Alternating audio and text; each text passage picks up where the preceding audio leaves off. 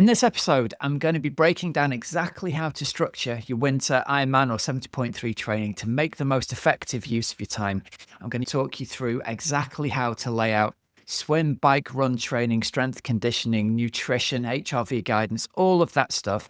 The purpose of this podcast and video is to talk you through exactly what I do. If you're watching along on YouTube, you'll see this within Training Peaks and see how I structure a plan.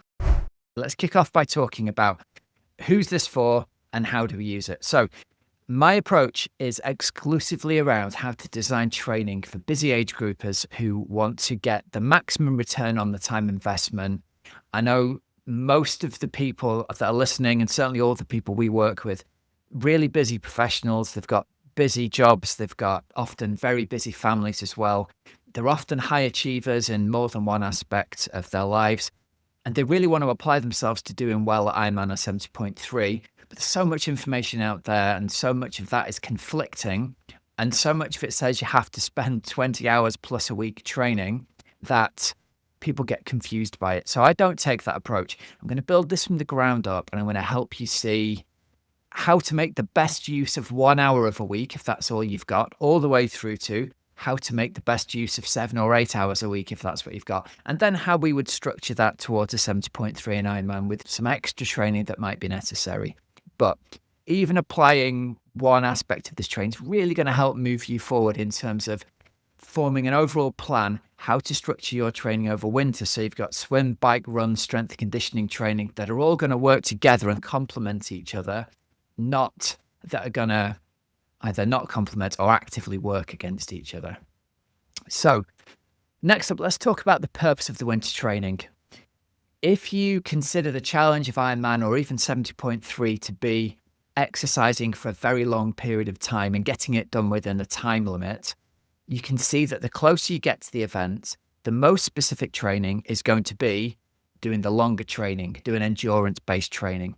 Now, that's the flip of what you might have been told about, traditional thinking being, we're going to peak ourselves to the event by doing really short, hard stuff close to the event. And that's accurate if you're doing a short, hard event, but it's not accurate, crucially, if you're doing a long event like Ironman or 70.3. So there, the closer you get to your Ironman event, you're going to peak your fitness by peaking the kind of fitness that you need for that event, which is longer, long run, long swim, long bike, putting those all together so your body's got the fitness to do that. Now, that means if we're going to increase your endurance ability closer to the event, it means we need to find a way that we can improve your aerobic engine size. We can get you fitter and faster, if you like. There's got to be a time of year we can do that. And that time of year is winter time. And luckily, that ties in perfectly with the fact that in winter, most people who are working, or even if you're not working, there's limited daylight hours, there's limited opportunities to get outside safely and train. So let's find some ways we can train indoors if we need to, and time specific. Let's get the most return on your time investment. And so that's how we've built out our winter training plan. It's aimed at essentially an hour a day. What's the best return on the investment we can get on an hour's worth of training every day that you can fit in early morning, later evening, around your job and your family. And so by necessity, some of that is going to be indoors on the turbo trainer, maybe indoors on the treadmill if you're running, or getting to the pool, and how often is it worth, and what's a good return on your investment getting to the pool to train during winter time, and fitting in around that strength conditioning, flexibility training, looking at nutrition, looking at heart rate variability. First thing we'll talk about is when we go into the winter block, we're going to do baseline tests. And I hesitate to even use the word test. I'm just going to say baseline, because often the idea of doing tests fills people with dread. It's like an A-level exam, and everything becomes about, how do I get the biggest possible score? How do I get the best FTP? How do I get the best CSS score? I don't want it to be about that, especially at the start of your winter block. It's simply about finding what's an appropriate baseline for you to train at. So all of the intensities of your sessions are going to be accurate relative to your current fitness. So it doesn't matter if you're an athlete who's never trained before, or an athlete who's in peak fitness right now, or an athlete who has been really fit in the summer and has let the training go and now isn't as fit.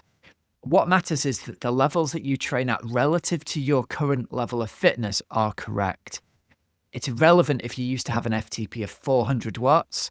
It's irrelevant if you used to have an FTP of 50 watts. Let's find out what it is right now. And the same for swimming and the same for running, and then everything's accurate. We'll do 3 tests here. And if you're watching along on YouTube, we'll have a look at Training Peaks here.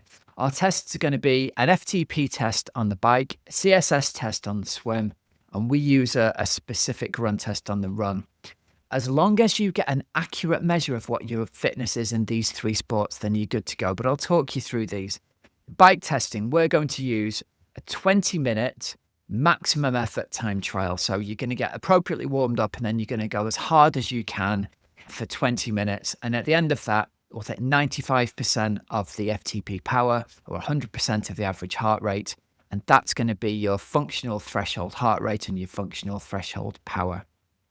Lots of different online training platforms like Zwift and Ruvi, they've got their own inbuilt FTP session. It's fine to use that, but I would strongly recommend using the 20-minute test and nothing shorter. And the reason for that is the shorter the test gets, the more it skews it towards away from being accurate, essentially. The perfect test would actually be a 60-minute time trial. That would give you a 100% accurate FTP test. But lo and behold, people don't really have the time to do it, and they really don't enjoy doing it that often, especially not indoors. So if you're doing it on your own indoors, the 20-minute test, I think, I'm not going to say it's the most accurate, but it's the best balance of all those different worlds. Okay. In terms of a swim test, we're going to have you do the Swim Smooth CSS test. So you're going to do a 400 meters, a 200 meters, and you use the results of those, plug it into a CSS calculator, and that will give you an accurate number for your CSS swim pace. So think of that as something relative to your FTP, but for swimming. So it's the pace that you can swim at that we're going to set your other paces relative to. Then with the run test, there's a couple of ways you can go about it. I'll talk you through the way that we do it. What we do is we send athletes out to do a sub-maximal run test. So we'll do a 45-minute long run test, but we're not going to do it flat out. We're going to do it at what runners would traditionally call tempo pace, or if you know what your current half marathon pace is, it's about your half marathon pace. It's Jack Daniel's M pace within his books, if you've read any of his books there. And the reason that we do this is, if you're going to get injured anywhere, it's going to be trying to run really hard at a time when you're perhaps not attuned to running really hard. So when it's really cold in winter, it's a really bad time to decide you're going to go run really hard just to see where your run fitness is. If you've done a recent race, that's okay. You can use the result of that recent race, plug it into Jack Daniels' pace calculator, and you can totally use the result of that. That's absolutely fine. But if you haven't, you can use a best estimate into the calculator, get the M pace from there, go and do 45 minutes running at M pace, and then we'll take your average heart rate for those 45 minutes. What that allows us to do is, when we do another test in about 8 weeks' time, we can see if you've run at the same pace, how has your heart rate come down at that pace? So it's a really simple way to prove to athletes they're making progress across the winter block in terms of the running, without needing to worry, crucially, about pushing yourself to your very, very top end in the run during a winter phase when we're not doing very much, if any, hard running. We'll talk next about bike training. I'm going to structure bike training as, we're going to call it the most important part of your winter training. And the reason for that is we've got this kind of bike to run halo effect. Your bike fitness is going to bleed over into your run fitness, and to a certain extent, to a lesser extent, into your swim fitness as well. All aerobic fitness is going to affect the fitness of all the sports, but it seems like biking positively affects running in a way that running doesn't really seem to transfer over to bike power. So it's the safest place for you to build fitness over the winter period. And what we're going to do is we're going to have 2 really focused 1-hour sessions working at or around 100% of FTP and 1 longer outdoor ride. Again, if you're following along on YouTube here, we've got an hour-long session, we've got an appropriate warm-up, and then we're going to do about 30 minutes of hard work within a 40-minute main set. And we're going to work at about a ratio of 5 minutes of hard work to a minute of recovery. And if you do this right, by the end of this main set, you should be pretty spent. You should be about ready to stop. And in fact, anywhere from 90 to 100% of FTP is going to give you that training stimulus that we're looking for. So don't worry if you can't quite meet the 100% every week. If you're somewhere in between 90 to 100% of FTP, you're going to be somewhere in the ballpark. And again, we're not looking for perfection here. We're looking for you to get those 2 interval sessions and a longer ride done every week and commit to it for a 16-week winter block. You will make massive progress over the winter block. Typically, we see athletes making anywhere from 5 to 15% jumps in their FTP across an 8-week block, and the same across the second 8-week block. So for newer athletes, they tend to be at the top end. For more established athletes, it tends to be toward the lower end. But I think a reasonable jump across the winter block, even for a very experienced athlete, is to come out of winter with an FTP 10% higher than you started it. Often cases that'll be higher than that. And for newer athletes, it might be 20 or 30% on top of where you started at. But obviously, the more experienced you are, the smaller those gains are going to be. But I do think 10% is a reasonable amount. In the past, we've said 8% across an 8-week block, making 15, 16% across the whole winter block in itself. And I think for the vast majority of the bell curve, that's what we should be looking at in terms of an improvement. So what that means is if you start the winter with a 200 watt FTP, we're looking for you to finish with 220, 230. If you start at 250, we're looking for you to end around 285, 290 even. So you can make a considerable jump in the FTP number just by dedicating 2 focus sessions a week and your longer outdoors or indoors ride at the weekends. And again, there's no magic to the structure of this longer ride at the weekends. We're going to be somewhere between 60 to 75% of FTP. The exact amount doesn't really matter. Have it somewhere in the area. Get that ride done outdoors if you can and the weather allows. And if not, do it indoors on Zwift or Rouvy. And there you go. Get that done every week. That's the basis of your bike training. Okay, next, let's talk about the approach to running across winter. Running is going to be your joy during winter. It's going to be a time, and it might turn the run training on its head for you. It's not going to be painful. It's not going to be hard. It's not going to be unpleasant. It's going to be enjoyable. If you can get outside to do these runs, if you can get a headlamp on and go and do these runs around the local streets or into the local woods, it's a perfect time to get out and get some headspace. And I encourage you to do this without having MP3 players on. Go out and enjoy being in nature if you possibly can.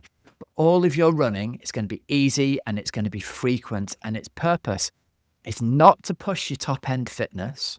It's to build the durability in ligaments, in tendons and in muscles, so that as we start to build the volume next season, you're able to absorb it without risk of injury. We know what kind of pace you're going to be running at, and it is going to be easy. You're going to be able to have a conversation at this pace. So it's a great time to go for a run with a friend and have a chat. And you don't need to worry about losing speed, because all of the cardiovascular benefits that you're going to get from doing hard track sessions, you're going to be getting those from doing those sessions on the bike.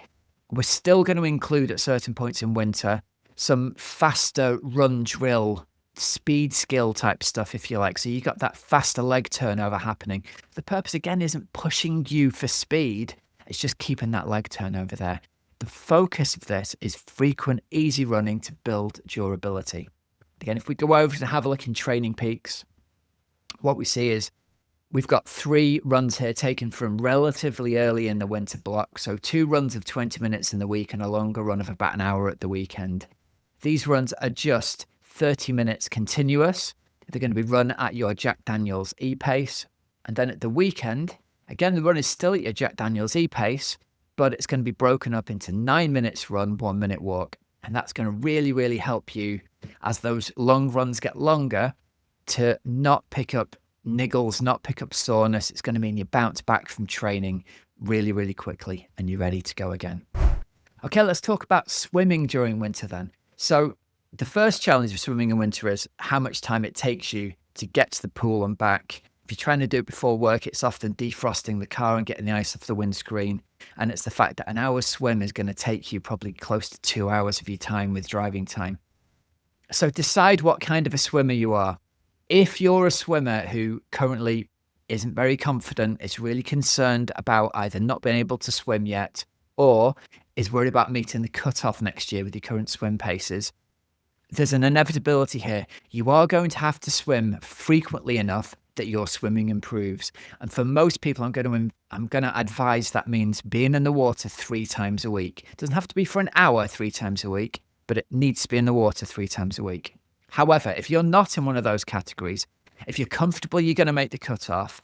If you're not 100% dedicated to spending lots of extra hours to shave off a few minutes for next season's Ironman or 70.3, then just committing to swimming once a week during the winter is fine. And so here, what we're going to have is our key swim of the week is going to be a combination swim of drills and CSS type swimming. So about half the swim is going to be drill sets. We're going to include all of the drills that we will talk through on our website, and you'll find a drill that works for you and do the drills that are going to improve your particular stroke weaknesses. Then the other part of the set is going to be probably 20 to 25 minutes worth of swimming that's kind of interval based at or around your CSS pace, with recoveries between 5 to 15 seconds. And if you get that key swim done every week, jobs are good un for the vast majority of athletes who know they're going to meet the cutoff and who aren't really dedicated to spending extra time to chop time off their swim time. If you are going to swim more often, the second swim of the week during winter is going to be a technique-based one. And here you'll see there's much more focus on drill sets and hard swimming as a swim drill. And then a third swim a week I'll put in here is a recovery swim. So again, this is focused on helping athletes recover. It's just extra pool time. It's not hard swimming. It's getting the chance, if you like, for a free massage by promoting blood flow to muscles that are tired. And I'll reiterate here, if you are an athlete who can't swim and feel more recovered at the end of that session, you shouldn't be doing a recovery swim. You should be making sure that you are having a recovery focused day so that recovery is the focus of that day. Let's talk next about strength and conditioning. I want you to think of this as little s, big C. It's not necessarily, for the majority of our athletes, about strength. It's more about conditioning and doing exercises that are going to activate muscles, that are going to allow you to swim, bike and run. It's going to maintain our muscle mass. And in a small number of athletes' cases, you're going to have to do some extra strength work. If you're an aging athlete at 50 plus, if you're a smaller woman or a woman going through menopause, then doing extra strength-based training using traditional weights can be worthwhile. And so what you'll see here is my sessions have all got links to YouTube videos you can follow. They can all be done at home, these conditioning exercises. Think of it as activating glutes, strengthening hamstrings, strengthening core. They're the things that are really going to help you stay injury-free and improve your swim and your run form.